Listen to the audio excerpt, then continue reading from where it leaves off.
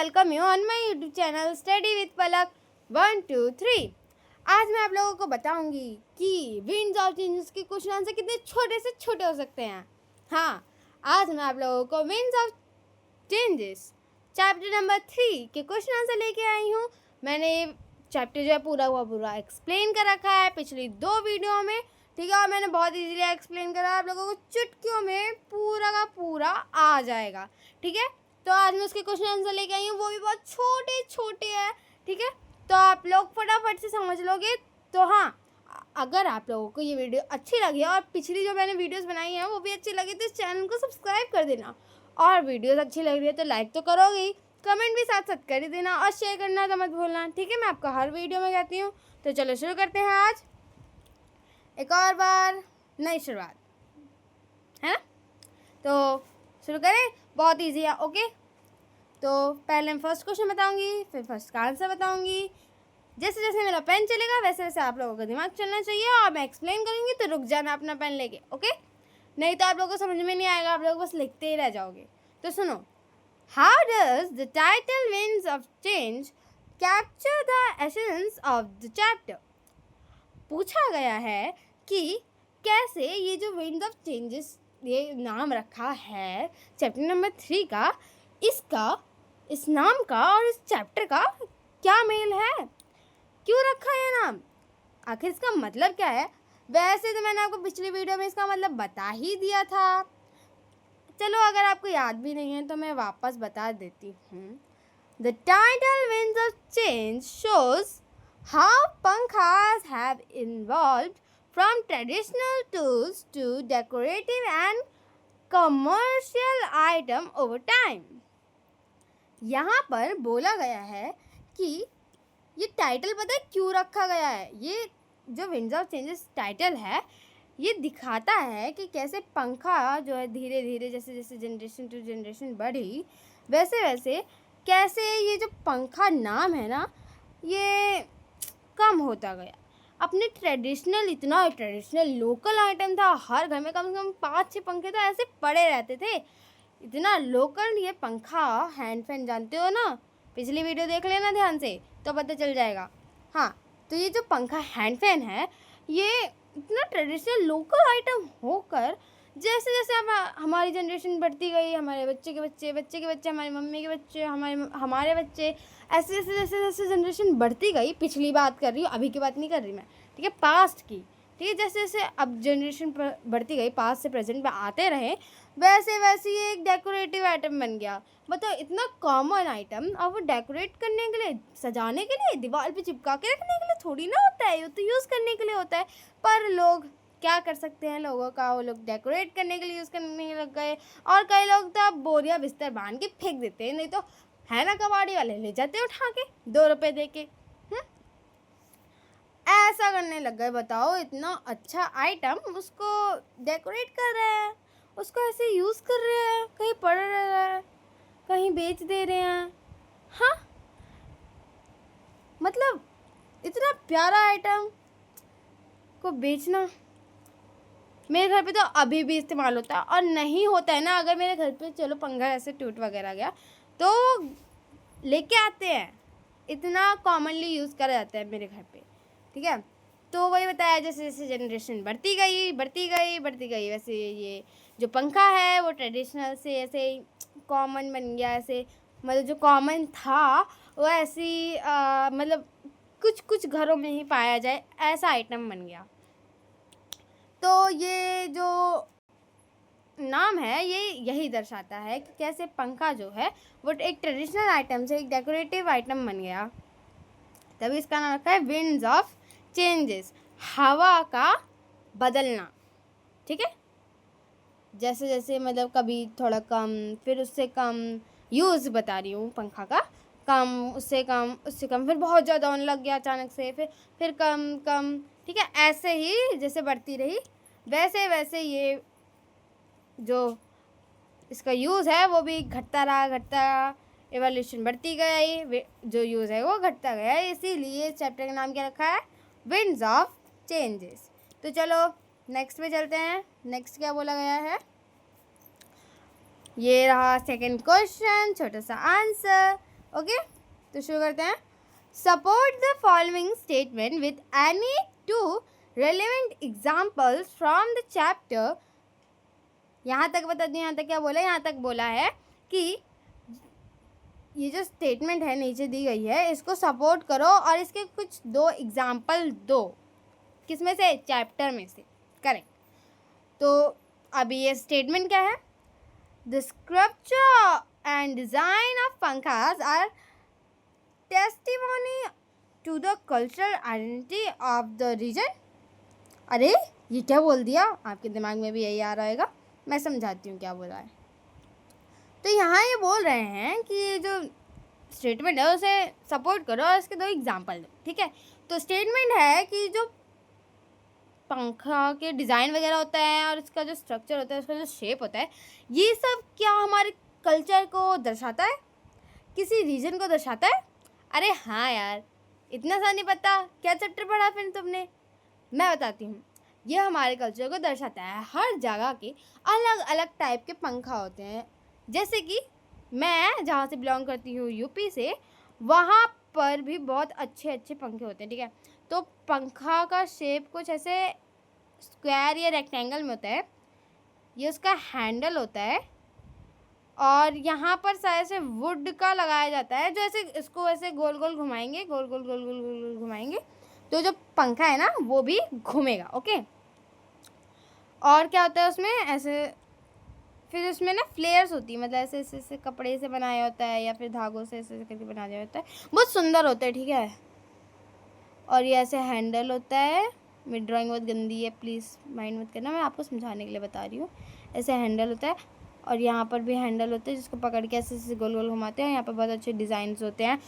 खास कर यूपी में गोल्ड की जो वो धागे होते हैं ना, उनसे भी पंखे बनाए जाते हैं. अब बताओ कितने सुंदर पंखे होते होंगे. गुजरात में इतने अच्छे अच्छे पंखे होते हैं. अरे ये चीज़ मैं क्यों बता रही हूँ? आप लोग जाके चैप्टर पढ़ो, मेरी वीडियो देखो. मेरी वीडियो देखो, चैप्टर पढ़ो, समझो, तो आप लोगों को खुद ही समझ में आ जाएगा. इतना अच्छा एक्सप्लेन करती हूँ मैं. ठीक है. मैं ही अपनी तारीफ़ नहीं करूँगी, आप लोगों को भी कमेंट में मेरी तारीफ़ करनी पड़ेगी. ओके. ज़बरदस्ती नहीं है, पर कर दो यार. मतलब वीडियो देख के चले जाओगे, ऐसे थोड़ी ना होता है. ठीक है. चलो अब क्वेश्चन आंसर पे फोकस करो. तो क्वेश्चन आंसर पे शुरू करते हैं. शुरू तो कर चुकी हूँ, समझा भी चुकी हूँ. आगे बढ़ते हैं आंसर पे. बहुत छोटा आंसर है, पल भर में ख़त्म करती हूँ. एग्जाम्पल्स मांगे थे, एग्जाम्पल्स ही देंगे हम लोग. Rajasthan fans use zardozi and fabric work. Gujarat fans use mirror work and beads. बस, बहुत आसान. क्या बोला है? जो राजस्थान फैंस है उसमें जारदोजी यूज़ होती है और फैब्रिक यूज़ होता है. फैब्रिक मतलब कपड़ा यूज़ होता है और जारदोजी इज़ अ टाइप ऑफ धागा और अ ग्रास. ठीक है. और गुजरात की बात हुई है. गुजरात के जो पंखे होते हैं उसमें मिरर का वर्क होता है. नहीं, आप लोग प्रोजेक्ट में लगाते नहीं हो वो छोटे छोटे से मिरर्स. ठीक है. वो और मोतियों का इस्तेमाल होके फैंस वगैरह बनते हैं. ठीक है. आपकी बुक में ना पिक्चर्स होंगी.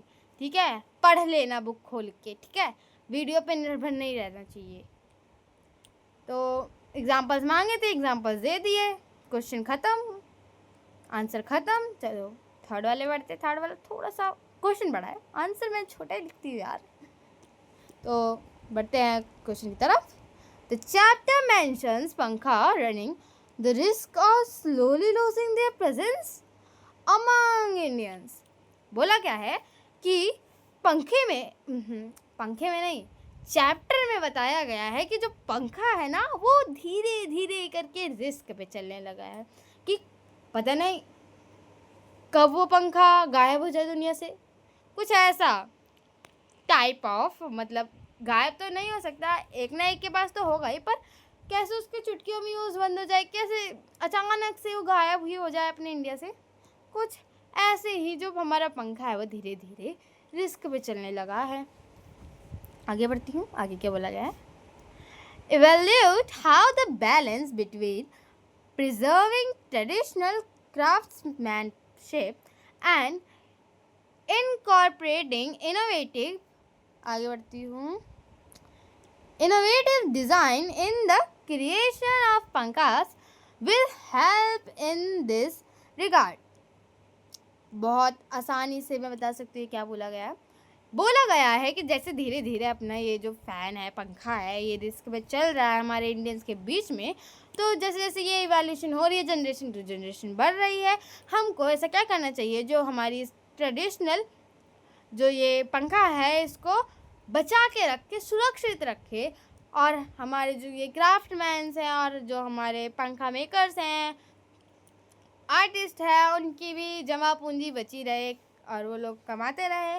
और बोला गया है कि जो ये पंखा के डिज़ाइंस वगैरह है और ये जो क्रिएशन है, इसके प्रति हमें बताना है कि हम इनके प्रति कैसे अपने जो ये पंखा है उनको बचा सकते हैं। इनकी हेल्प लेनी है, मतलब किनकी हेल्प लेनी है, हमारे डिज़ाइंस की। मतलब जैसे अलग अलग जगह के अलग अलग डिज़ाइन होते हैं, तो उनकी हेल्प लेके हमें सारे डिज़ाइंस की ऐसा कुछ बना दो कि लोग उसे देखते ही खरीद ले। इससे हमारे आर्टिशियंस और क्राफ्ट पर्सन्स की इनकम बनी रहेगी। तो वही पूछा है, कुछ ऐसा इन्वेंट करो इस पंखे को कि इंसान देखते ही खरीद ले। अब आप लोग शॉपिंग पर जाते होंगे तो आप लोग अपने मम्मी पापा से बोलते होंगे, या फिर आप लोग खुद जाते होंगे तो आप लोग बोलते होंगे कि भैया, मतलब दुकानदार को बोल रहे, शॉपकीपर को, भैया कुछ ऐसा दिखाओ कि देखते ही पसंद आ जाए। बस यहाँ पर भी वही चीज़ है। ठीक है, तो चलो आंसर की तरफ बढ़ते हैं। आंसर में बोला गया है, combining traditional design with modern ideas can keep the craft alive and increase demand. बहुत इजी, आप लोगों को समझ आ गया, मेरे को भी समझ में आ गया, फिर भी मैं समझाऊंगी। बोला गया है कि हमको डिज़ाइंस और अपने ये जो अलग अलग डिज़ाइंस होती हैं उनकी मदद लेके कुछ ऐसा बनाना था कि इनसे देखते ही पसंद कर ले। तो बस सारे जितने भी ट्रेडिशनल डिज़ाइंस होते हैं उन डिज़ाइंस की थोड़ी थोड़ी अनोखी बातें लेके एक ऐसा डिज़ाइन बनाओ अपने मॉडर्न आइडिया से। मतलब ऐसा बना दो कि वो ना मॉडर्न लोगों को भी बहुत पसंद आए। जैसे कि आजकल के लोग ईविल आई को बहुत मानते हैं, उसमें ईविल आई लगा दो। फ्लावर्स, गर्ल्स को फ्लावर्स पसंद है, बो टाइप ऑफ पसंद है तो उसमें बोज लगा दो। पूकी टाइप ऑफ बना दो, या फिर कुछ ऐसे तड़कता भड़कता बना दो। चमकीला आजकल लोगों ने पसंद है तो न्यूड कलर्स का बना लो, मिरर वर्क कर लो, उसमें सुंदर सुंदर से डिज़ाइंस बना दो। आजकल लोगों को वो बहुत पसंद आता है। मॉडर्न आइडिया से बनाओ और ट्रेडिशनल के साथ लेके चलो। या अपनी जो क्राफ्ट है उसको ज़िंदा रख सकते हैं, मतलब बचा के रख सकता है। और जो पंखा वगैरह है, अपने क्राफ्ट वगैरह हैं, उनकी डिमांड भी बढ़ जाएगी। देखा, चुटकियों का काम है। अब ये ट्रेडिशनल कम्बिनेशन कैसे करेंगे? जैसे कि गुजरात में मिरर वर्क है, लगा दो। राजस्थान में या फिर यूपी में गोल्डन जरी का काम हो रहा है, लगा दो। राजस्थान में किसी और चीज़ से बना रहे हैं, लगा दो। कुछ और हो रहा है, लगा दो। बस ऐसे करके बहुत सारी चीज़ें उसमें मिक्स कर दो, बस एक और नया चीज़ हाजिर है। तो ऐसे ही मतलब अलग अलग चीज़ें लेके एक में जोड़ के कुछ ऐसा मॉडर्न टाइप ऑफ बना दो कि लोग को देखते ही पसंद में आ जाए। और हाँ, मैंने आप लोगों को कुछ टिप्स भी दे दिए हैं। अगर आप लोगों को पंखा बनाने का मन हो ना तो इन्हीं टिप्स को यूज़ कर लेना, ठीक है। या फिर अपनी दादी मम्मी या फिर अपनी आजी मतलब दादी को, नानी को, बड़ी मम्मी को, ताई जी को, इन सब को बोल के बनवा लो, बहुत प्यारा बनता है, मैं बता रही हूँ। आई एम एक्सपीरियंस पर्सन, मतलब मेरे को एक्सपीरियंस है। मैंने देखे हैं इतने सुंदर सुंदर पंखे, खुद अपने गांव में अपने घर में देखे हैं। लोग पता है बोरियों से भी पंखे बना सकते हैं। बोरी जानते होंगे आप लोग, कट्टा जानते हो, वो बंदूक वाला नहीं, जो जिसमें वो रखते हैं, अनाज वगैरह रखते हैं, उससे पंखे बनते हैं। आप सोचो कि इस चीज़ से पंखे नहीं बनते होंगे। कागज़, कार्डबोर्ड से भी पंखे बनते हैं। जो टेम्पल फैन था वो कार्डबोर्ड से ही बनता था। क्या आप लोगों को टेम्पल फैन नहीं मालूम? तो पक्का आप लोगों ने मेरी पिछली वीडियो नहीं देखी है, मुझे पता चल गया। हाउ माइट, फोर्थ क्वेश्चन, ठीक है, how might Initiatives such as Pankha making workshops contribute to the preservation of this traditional craft. बहुत आसान. हाँ माइट मतलब कैसे ये जो इनिशिएटिव्स हैं, मतलब ये जो ज़रिया है पंखे को बचाने का, जैसे कि वर्कशॉप, मेकिंग वर्कशॉप ऑफ पंखास, मतलब पंखा के वर्कशॉप, आजकल केक की वर्कशॉप होती है ना कि वहाँ पर पंखा बनाते हैं, ऐसा वर्कशॉप होनी चाहिए, ठीक है. उससे इन सब चीज़ों से हम लोग अपने जो ये ट्रेडिशनल है, हमारा क्राफ्ट है, ट्रेडिशनल क्राफ्ट, इसको बचा कैसे सकते हैं. बस यही पूछा है कि ये वर्कशॉप वगैरह से और ये आलतू फालतू चीज़ें करने से, मतलब सामने वाले इंसान के लिए आलतू फालतू है, हमारे लिए तो आलतू फालतू चीज़ नहीं है ये. तो इनसे कैसे बचा सकते हैं, मतलब वर्कशॉप जो है उससे हम अपने पंखे को कैसे बचा सकते हैं ये बताना है, ठीक है. Easy answer. Workshops spread awareness and tech skills helping preserve the craft. Easily बताऊं, कुछ नहीं बोला गया है कि जो वर्कशॉप्स होती है ना वो अवेयरनेस फैलाती हैं, जान पहचान फैलाती हैं कि हाँ यहाँ पर वर्कशॉप खुली, आके देख लो कैसे पंखा बनते हैं. और भी अलग अलग जगह पोस्टर्स लगते हैं, आप इसमें वो भी कर सकते हो. आप इसमें वो एक और चीज़ ऐड कर सकते हो, जैसे कि पोस्टर्स लगाना हो गया, और ऐसे माइक से बोलना हो गया, अलग अलग जगह पे जाके मेले में लगाना, मतलब पंखा लगाना, या फिर कहीं पर कोई बड़ी पार्टी हो रही है जहाँ पर गेम्स वगैरह खिलाते जाते हैं, वहाँ पर पंखा मेकिंग एक गेम रख दो कि पंखे को डेकोरेट करो. इससे ना अवेयरनेस फैलती है, समझो भाई. जो वर्कशॉप्स हैं वो अवेयरनेस फैलाती है कि हाँ यहाँ पर ये खुला है, आओ देखो पंखा कैसे बनते हैं, हमारे ट्रेडिशनल क्राफ्ट है, उसके बारे में जान पहचान देना कि ये होता क्या है, क्या यूज़ होता है. आजकल के लोगों को क्या पता.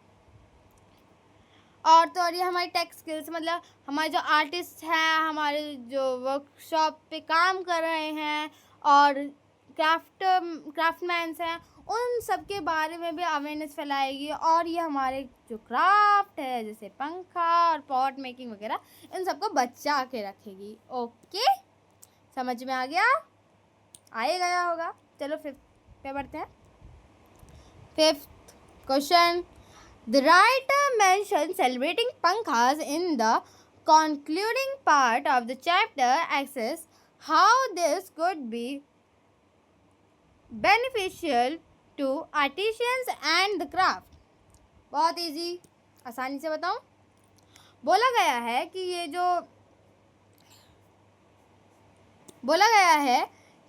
जो राइटर है ना, उसने ना कॉन्क्लूजन में लिखा था. कॉन्क्लूजन नहीं मालूम, जो लेटर के लास्ट में कॉन्क्लूजन देखते हैं कि हमने पूरे लेटर में लिखा क्या है, वो उसको कुछ लाइनों में बताना. बस राइटर ने लास्ट में वो कॉन्क्लूजन दिया था कि हमको ये करना चाहिए. उसमें बोला था राइटर ने कि पंखे को सेलिब्रेट करो, ठीक है. ये चैप्टर का पार्ट था, ठीक है. तो वही पूछा गया है कि ये पंखे को सेलिब्रेट करना कैसे हमारे आर्टिशन, हमारे जो ये क्राफ्ट पर्सन्स है और हमारे जो क्राफ्ट है, इसको बेनिफिशियल कैसे है, मतलब क्या फ़ायदा है इससे, नुकसान ही नुकसान है. ऐसा है क्वेश्चन वाले का कहना है, जो किसने क्वेश्चन बनाया है उसका कहना है कि ये पंखा सेलिब्रेट करने से हमारा नुकसान ही होगा, बेनिफिट क्या होगा. मैं बताती हूँ बेनिफिशियल क्या होगा. चलो आओ आंसर देखते हैं. It increase demand, provides income and promotes culture. Easy.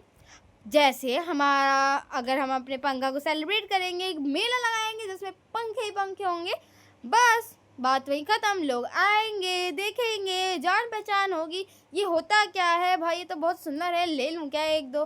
बस ऐसे डिमांड बढ़ जाएगी और जिससे तुम खरीदोगे उसकी इनकम, और आर्टिशन की और जो क्राफ्ट पर्सन है उनकी इनकम डबल हो जाएगी. डिमांड अगर ज़्यादा होगी तो इनकम भी ज़्यादा होगी, डिमांड अगर कम होगी तो इनकम भी कम होगी. बस उनकी डिमांड बढ़ी, इनकी इनकम बढ़ गई. और तो और साथ में साथ हमारा जो कल्चर है, हमारा जो ट्रेडिशनल है, वो भी सेफ. बहुत इजी. ओके, समझ में आ गया ना कि कैसे बेनिफिशियल है ये हमारे लिए. 6th क्वेश्चन में बढ़ते हैं। How does the restrictions of the use of pankha for decorative purpose reflect the changing cultural role of these traditional fans in modern India?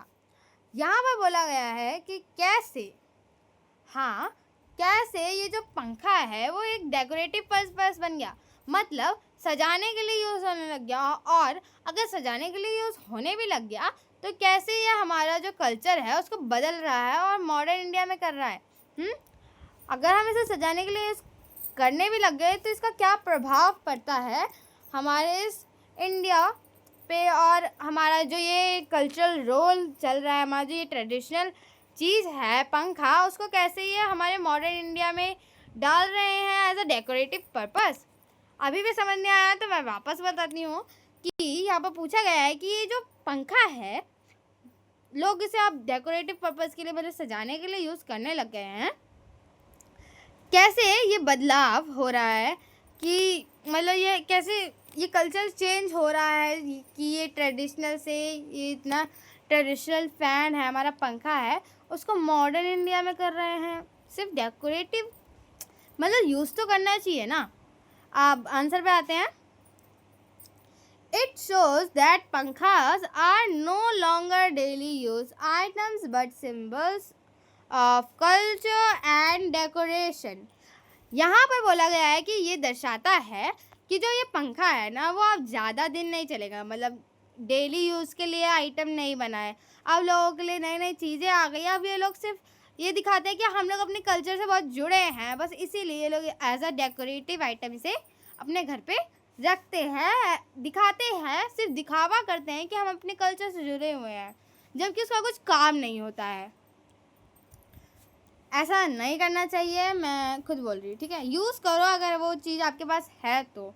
आप कहोगे कि यूज़ कहाँ करें, जैसे कि अभी लाइट चली गई तो बहुत चीज़ काम आएगी, और भी कई जगह जैसे हम लोग ट्रैवल करने जाते हैं वहाँ पर भी बहुत बार पंखा जो है वो यूज़ में आता है। मैं खुद एक्सपीरियंस से बोल रही हूँ, ठीक है। तो आज के लिए इतना ही। सो थैंक यू अगर आपने मेरी पूरी वीडियो देखी है, ठीक है। और हाँ, सब्सक्राइब कर लिया उसके लिए भी थैंक यू, ठीक है। तो आज के लिए इतना ही, मिलते हैं नेक्स्ट वीडियो में, बाय। और हाँ, लाइक करना मत भूलना, बाय बाय।